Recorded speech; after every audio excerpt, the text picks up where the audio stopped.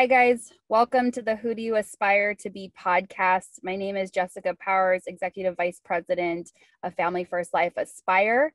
This podcast is meant to introduce our top agents, our people that are kicking butt and hustling here within the agency, figure out what they're doing, why this opportunity is so good for them, and just to really get to know the people that are here within Family First Life.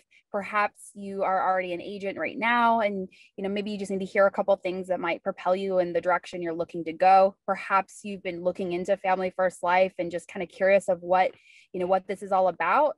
Or maybe this is your first time, listening in. So whatever that is, I hope that this is helpful for you. I have the great pleasure of having Ronald Frazier on the call with me. Sorry, Ron, I don't know if you want to go by Ron or Ronald. I call you by Ron. Ron has been with Family First Life for just about a year. He is actually full-time active duty in the Army currently and has been this entire time. And he is one of our part-time agents. This last month, he did right at 15,000 of issue paid volume for the month, which is huge.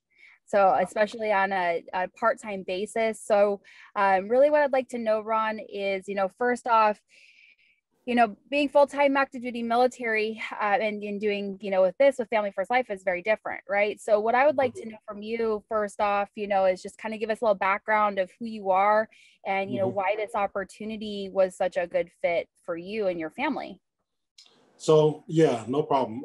As you can see, and Jessica just said, I'm full-time active duty. I've deployed 4 times, twice to Iraq, twice to Afghanistan. I'm married currently with five kids, and so I'm doing this part-time. And what was the other question? I'm sorry. I just wanted to know, why was this opportunity for you? Like, why did Family First Life make sense for you and your family? Because I know you're getting to the point where you're about to separate from the military and, you and your wife are working together. Why is this a good opportunity for you or somebody in your same situation? So, so first off, in the military, I was doing little side hustles because, everybody likes to think we get paid a lot, but, we're just like regular people out here. We just have a steady income. So, I had my side hustles that I was doing, Uber, Lyft, DoorDash, and, I was doing, $200, every 4 hours or 5 hours. And I really thought it was like, great money. Right. And so my wife bought this opportunity to me. I was doing some day trading. I just learned how to day trade, just paid for a course. And when she bought it to me, I was like, this doesn't sound right. And so I was kind of like, people are doing $20,000 in a month. Like, yeah, right. Okay. And so at the time, Corona just hit. We were working from home. And I was just like, what else do I have to lose? Like, I don't have to pay anything. Like, they're paying for my course to get in. And all I have to do is pay, less than like $300 and I can start this. I was like, I'm in, I'll try it out.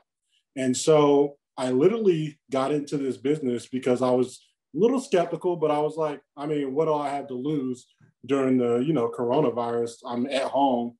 The only thing I would be doing is playing video games. So I was just like, I'll try it out and see.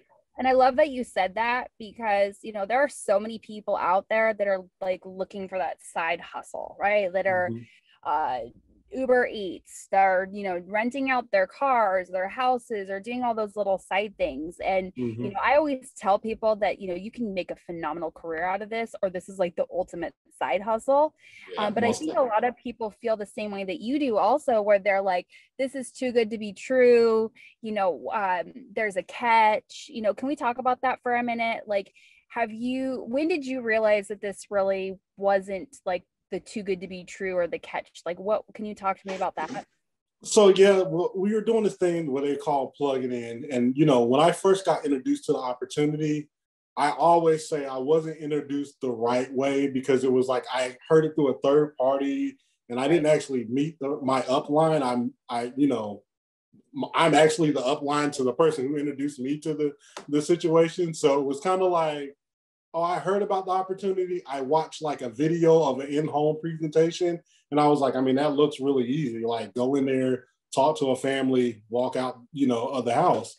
And so, as I was going through it, I was just kind of like, all right, that sounds easy. And then what really caught me was when I actually started to plug in. Like, I actually went to one of the Wednesday morning meetings, and I'm listening, and like 5 people are like, yeah, I just did $3,000 this weekend. I did $8,000 this weekend. And, the big name Clint's like, oh, $400,000 this year. And I was like, oh, they're really doing, like, $20,000 is a real thing. And so that's what really like caught me up into it when I started to plug into the system, and I started to pay attention to the training and like watch the YouTube videos and stuff like that and listen to the podcast. Right. Well, I appreciate you saying that also, because as you see, there's not really like, oh, this one person, this one type of person that is successful, right? There's so much variety and diversity in our in the team or in Family First Life of being successful. So I think that you're right, when you plug in and things like that, you can absolutely see that there's definitely a big diversity, and it's not too good to be true. Yeah. So let's talk a little bit more about, where you've had obviously success, right? There's you're part-time. So there's the difference between someone who's, treating this as a hobby and kind of up and down. And I know there can be some up and downs, but you guys have really, you and your wife do this together. I've seen a really big shift in your guys' focus, and you came off of your best month. How do you feel like for somebody who is working full time and, either looking for that part-time hustle, side hustle, or for shifting, what are some things that make it where you can have that success? So I think for the most part, you have to look at the big picture of everything, what it is that Family First Life can actually do for you. If you don't see the big picture, the small little skirmishes, like it's a struggle all the time to work part-time and do this. But at the end of the day, I'm looking at the big picture. The big picture is I can change my, family's last name forever, right? And so it's like, having that conversation with my wife was one of those things where it's like she brought the opportunity to me. I started to really like drink the Kool-Aid, and like she was like, I see it, but great. And then she caught on to it. So like for me, it was more so of once I got to the point where I could see the big picture and really, see where I can go with this, it was about making the necessary sacrifices to get to where I want to go with the program, and actually, having a goal that I wanted to set to get to. And that's what really turned it up. So what do you feel like are the sacrifices that you are talking about? Because people talk about the sacrifice for me in the military is like, I wake up extremely early, and the sacrifice of getting up early to go work my full-time job, PT, first thing in the morning. I might not walk in till 5 o'clock in the evening or 6 o'clock in the evening, and then it's I got to work my side business. I don't want to call it a side hustle because this is actual business. So working my side business, that took away from time for me spending with the kids, or sometimes me and my wife might actually have a time to sit down once a week to actually have dinner and like talk to each other. So it was more so about like, I'm going to sacrifice this right now so that we can, do things within our wildest dreams, so that we can help the community, that we're around right now, because it is really about helping the community. Like the money's good, but like, the fact to know that, I'm helping some family, not go into poverty if something happens is, it's a powerful thing. Absolutely. I always say that people are like, are you still doing that thing? I'm like, Well, that thing is what helps, families. We protect Mm-hmm. families, and I feel Mm-hmm. very good about what we're doing, because I know that we're not, we're not doing a thing. It's not a lotion. It's not the next fad. Like, we Mm-hmm. actually are really making a difference in people's lives. Yeah. And I think that is something that is really to be spoken for, right? We work Mm-hmm. very hard to. Is it impossible to get the license? No, but it's intentional. You have to be Mm-hmm. intentional to get your license. It doesn't Yeah. take very long. You can gain something to give you that opportunity to really change, like you said, your family's life forever, with Yeah. sacrifice, but for a short-term sacrifice for a long-term gain, Yeah. right? So, let's talk about that. So, you're in the military. Mm-hmm. Do you feel like this is a good opportunity for somebody that's, still obviously like in the military like you are, or looking to is getting retired, or has already retired but hasn't found that like right fit for them? And if so, why do you feel like this is a good fit for somebody with that background? I mean, like, I love, and I'll talk about Family First Life Aspire alone. Just in the Aspire alone, like, I just feel the unity that we have in this team, and what we do in this team is so much like the military. That same camaraderie, like, I love it. Like, again, I can't speak for any other team in Family First Life, but I know since I've been with Family First Life Aspire, I'm like, I am all about the way it's set up. It's like, it's like I'm, you're my squad leader or my platoon sergeant. And so it's like, yeah, I'm ready to, I see the mission, let's knock the mission out. Everything is laid out already for me to just, all I got to do is follow the steps. Well, that's all I've done in my military career is follow the steps. There are some innovations that I can do, but following the steps is key to this business. It's like the blueprint right there is already laid out for you. You just have to walk through.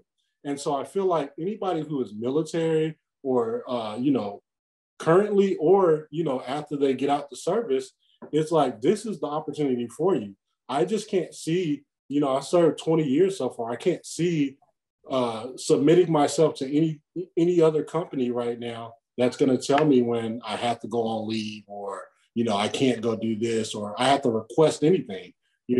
Having my own business with this company and being able to have that flexibility and making enough money to say, you know what, it's the last week of the month, and I don't want to do this often, but if it's the last week of the month and it's my daughter's birthday, I can go, and I can go celebrate time with my family, and, have a good time with my family without having to worry about asking somebody.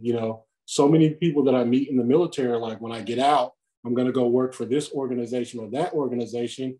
And you're submitting yourself to a system that will tell you that can I request leave, or can I request time off? And I just didn't want to be about that anymore. Yeah, absolutely. I think that that's actually one of the big things that really drew me to this opportunity as well, especially if you have a family or you have things that in your community you like Mm-hmm. to do, is having to ask permission from somebody else to take time off, right? Mm-hmm. I'm sure you'd agree with me that this company and this opportunity, it's really limitless. The Mm-hmm. only limitation is yourself, right? You can Exactly. achieve whatever you want to achieve within this, and I see that for you. So, with that being said, where do you see, yourself and your wife and your family? Where do you guys see yourself in the next, say, like year, 2 years, something like that? So I'm gonna tell you, I'm shooting for the stars on this one, right? So me and my wife sat down and talked, and our goal right now, and it's May. My goal, both of our goal by the end of the year is to do $300,000 in business by the end of the year. When you talk about what do I see myself in a year? In a year, I want to see myself having an agency growing, where it's like I get to do more managing people as opposed to being in the field and writing, because I want to show everybody this opportunity. Like, I wish that this opportunity was in every transition center on every military base. And I'm talking about, no, it's not about branches, Army, Air Force, Navy. Like, I think this opportunity is for every soldier. Like, if you are tired of leadership, if you're that you're up under, or whatever, I just think this is the time for you to take what we've learned in the military and apply it, because we have an exquisite amount of leadership ability. And this is the business that will allow for us to go full on with our leadership skills. And so that's where I want to see myself in a year to 2 years, is leading a team and leading an agency to do, I mean, I can't even give you a number because I want to do an unspeakable number. Yeah, I love it. And I couldn't agree with you more. As you know, I was kind of similar with you, where my husband, Ken, who is active duty military, full active duty military in the Navy, he's actually the one that had brought this opportunity to me. Right. So it was kind of switched. Whereas, I was the one that kind of was able to run with it in the beginning, but I can tell